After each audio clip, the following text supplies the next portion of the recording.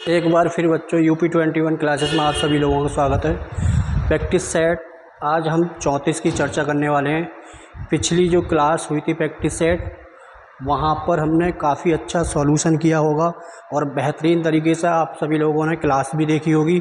आज नए practice set के साथ काफ़ी अच्छे प्रैक्टिस सेट में क्वेश्चन रखे गए हैं और जो पीछे मतलब हमने प्रैक्टिस सेट किया उसके क्विक रिवीजन के तौर पर पहले 5 प्रश्न सॉल्व करेंगे, फिर उसके बाद क्लास को जोरदार तरीके से कंटिन्यू करेंगे। चलिए अभी देखते हैं क्विक रिवीजन के तौर पर।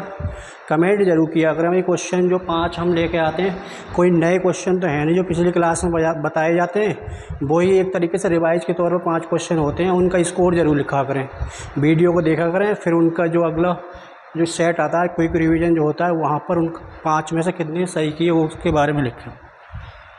पहला क्वेश्चन कह रहा है कवक के अध्ययन के रूप में जाना जाता है। तो पूछा गया अभी पहला क्वेश्चन कवक के बारे में बताया होगा मैंने पिछली क्लास में। कवक को किस वर्ग में रखा गया, कवक की स्टडी का कहा जाता है और कवक की जो सेल वॉल किसकी बनी होती है, सारा कुछ बताया होगा पिछली क्लास में। तो बोला गया है कवक के अध्ययन को किस रूप में जाना जाता है, तो बोला जाता है माइकोलॉजी। माइकोलॉजी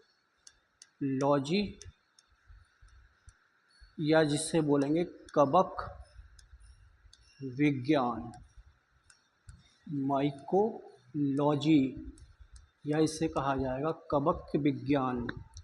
दूसरा क्वेश्चन है शैवाल और कवक को किस वर्ग में वर्गीकृत किया गया है। तो शैवाल और कवक को किस वर्ग में वर्गीकृत किया गया है, तो पिछली क्लास में हमने पढ़ा हुआ कवक के बारे में थैलोफाइटा। कौन सा? थैलोफाइटा वर्ग में शैवाल, कवक और लाइकेन को। लाल सागर, अरब सागर, फारस की खाड़ी और ओमान की खाड़ी का हिस्सा है, मतलब किस महासागर के अंतर्गत आते हैं, तो ये आते हैं हमारे हिंद महासागर का हिस्सा है। किसके अंतर्गत आते हैं ये सारी? इंडियन ओशियन के अंतर्गत आते हैं। और भारतीय उपमहाद्वीप में महासागर जो देखने को मिलता है वो एक ही महासागर देखने को मिलता है। क्वेश्चन पूछा जाता है भारतीय उपमहाद्वीप में कितने महासागर देखने को मिलते हैं, तो आंसर होगा 1। कौन सा जल निकाय ऑस्ट्रेलिया को न्यूजीलैंड से अलग करता है भाई, तो ऑस्ट्रेलिया को न्यूजीलैंड से अलग करने वाला जो सागर है उसका नाम है तस्मान सागर। कौन सा भैया? तस्मान सागर ऑस्ट्रेलिया को न्यूजीलैंड से अलग करता है। और ये क्वेश्चन पूछे गए हैं साइमन कमीशन को स्टैनली वाइल्डविल के तहत रूढ़िवादी सरकार द्वारा उस समय जब साइमन कमीशन का गठन किया गया उस समय ब्रिटिश प्रधानमंत्री जो थे स्टैनली वाइल्डविल थे, इनके द्वारा कब गठित किया गया साइमन कमीशन? 8 नवंबर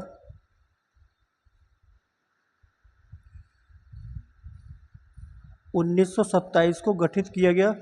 लेकिन भारत कब आया था? 3 फरवरी 1928 को आया।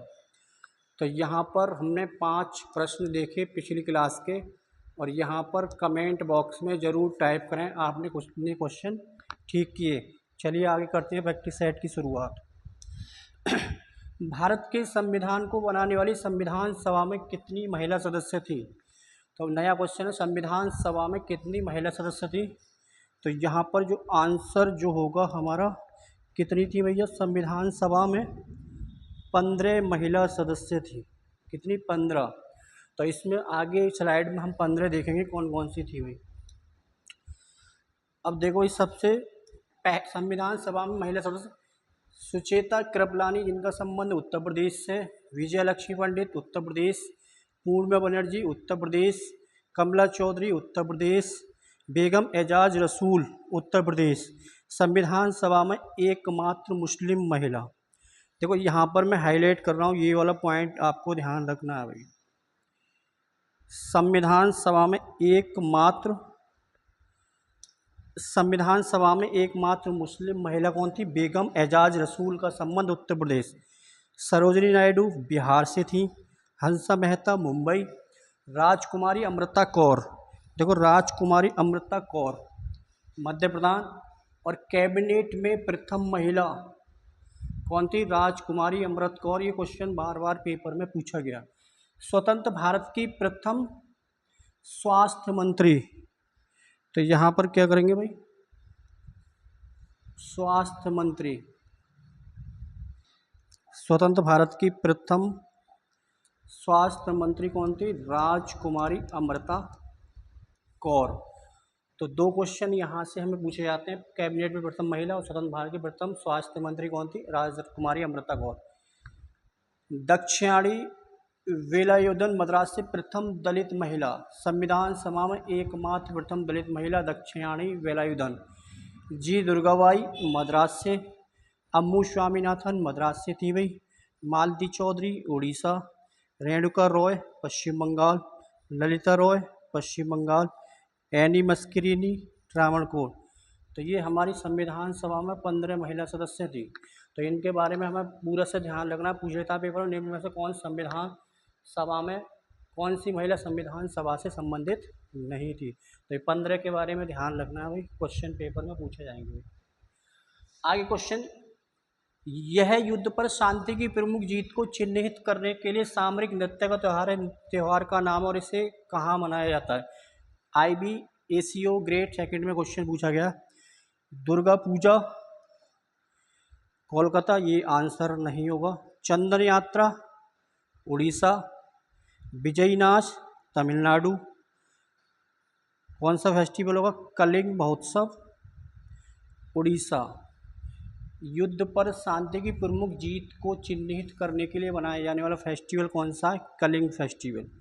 अब देखो उड़ीसा के कुछ फेस्टिवल ध्यान रखने हमें। राजा परवा या राजा पर्व, राजा परवा फेस्टिवल। धनु यात्रा, एक एक फेस्टिवल करते चलेंगे हर स्टेट के। धनु यात्रा, बाली यात्रा, ये उड़ीसा का फेस्टिवल हमें बाली यात्रा। और ध्यान रखना है भैया, बाली तृतीया का ध्यान रखना है, बाली तृतीया। पना संक्रांति, उड़िया नववर्ष, उड़ीसा के नववर्ष को किस नाम से जाता है? पना संक्रांति। सारी चीज़ें एक एक फेस्टिवल के बारे में डिटेल से आगे, पहले नाम बता रहा हूँ फिर डिटेल देंगे। एक बहुत पूछा जाता है नुआखाई फेस्टिवल, एक पूछा जाता है उड़ीसा से नव कलेवर फेस्टिवल, नव कलेवर। एक पूछा जाता है कोणार्क नृत्य महोत्सव, कोणार्क नृत्य उत्सव, कोणार्क नृत्य उत्सव। एक रथ महोत्सव या रथ यात्रा, रथ महोत्सव या रथ यात्रा। एक यहाँ पर दे रखा तुम्हारा चंदन यात्रा। एक eco retreat festival, eco retreat, eco retreat. और एक ध्यान रखना अंतर्राष्ट्रीय रेत कला महोत्सव, अंतर्राष्ट्रीय रेत कला महोत्सव। तो ये सारे फेस्टिवलों का संबंध किससे? उड़ीसा से है।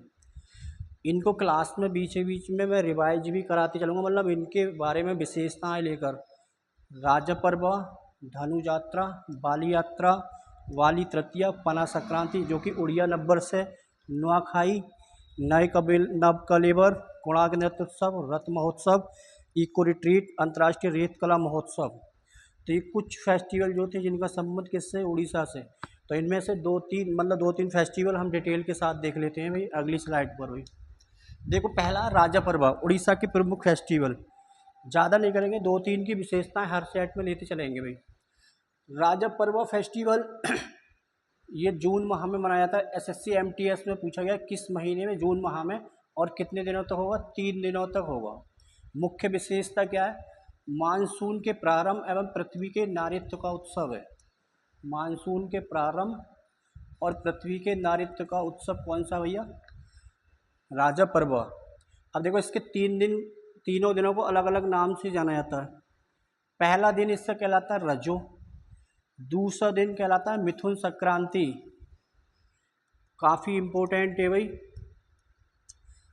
पूछा जाता है उड़ीसा में, उड़ीसा का कौन सा त्यौहार मिथुन संक्रांति के रूप में मनाया जाता है, तो वो होगा राजा पर्व।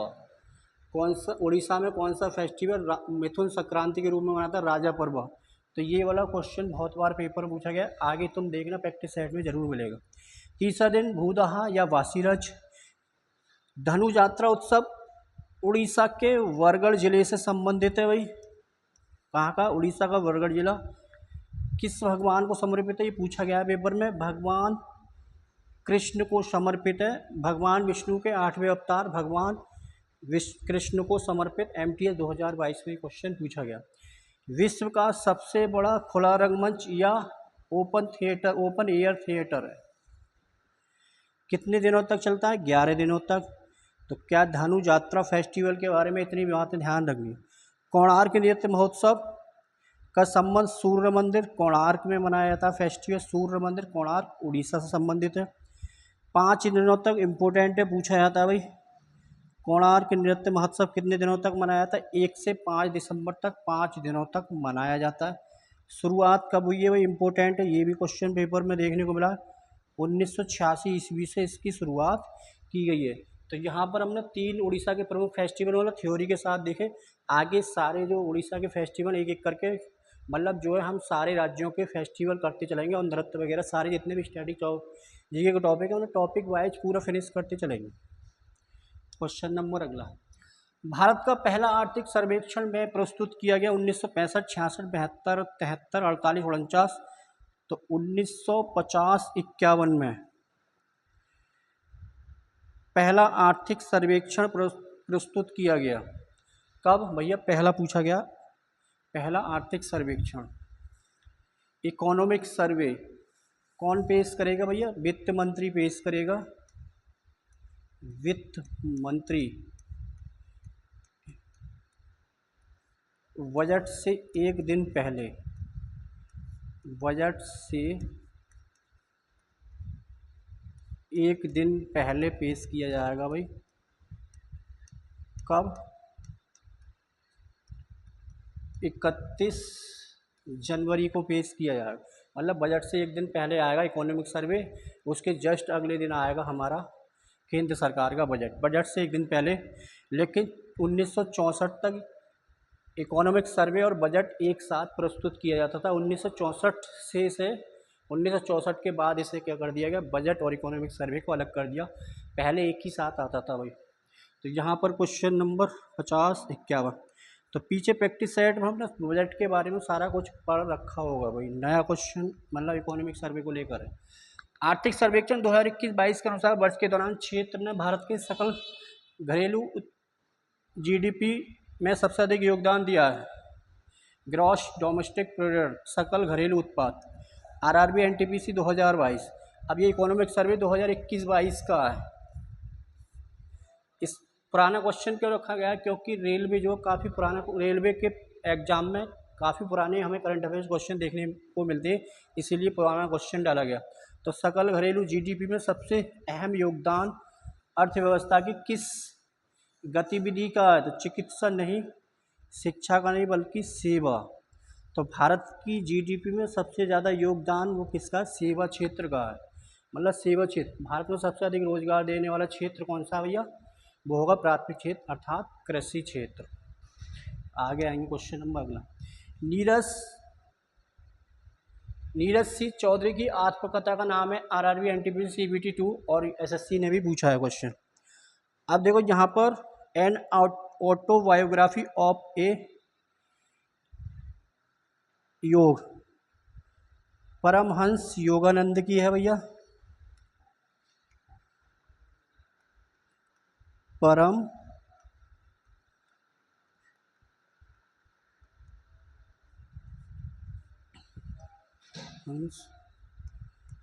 योगानंद। आज नए राइटर के बारे में चर्चा कर रहा है, नीरज सिंह चौधरी की सारी बुकें इसी फिनिश हो जाएंगी भाई। द ऑटोबायोग्राफी, ये a passage to India,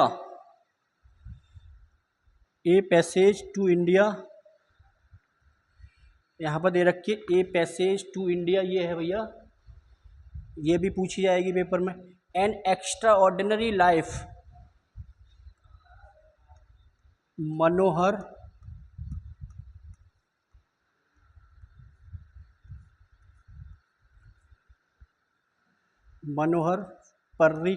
Parrikar की है।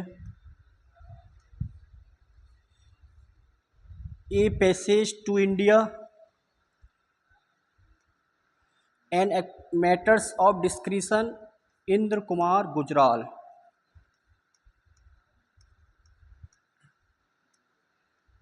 इंद्र कुमार गुजराल की बुक है। लेकिन यहाँ पर the autobiography of an unknown Indian, ये किसकी है? नीरज सी चौधरी की आत्मकथा है। किसकी भैया? नीरज सी चौधरी की। ए पैसेज टू इंडिया, ये भी यहाँ पर शायद एक बार चेक कर लेना भाई, कंफ्यूज है इसमें थोड़ा सा। ए पैसेज टू इंडिया देख लेंगे आगे, प्रैक्टिस सेट में आगे क्लास होगी वहाँ पर चर्चा कर लेंगे।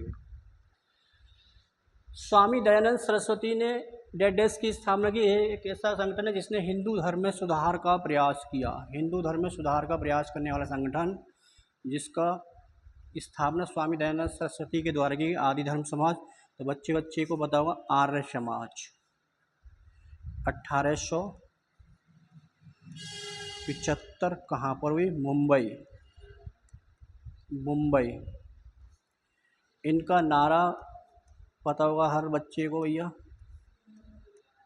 पूछा जाता, वेदों की ओर लौटो। वेदों की ओर लौटो। इनकी बुक पूछी जाती है भैया, सत्यार्थ प्रकाश, और किस भाषा में लिखी गई है? हिंदी भाषा। सत्यार्थ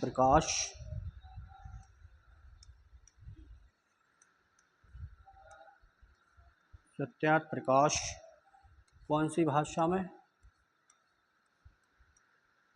हिंदी में भैया। इनके गुरु का नाम ध्यान रखना है, ब्रजानंद, स्वामी ब्रजानंद महाराज जी। किस भैया? ब्रजानंद।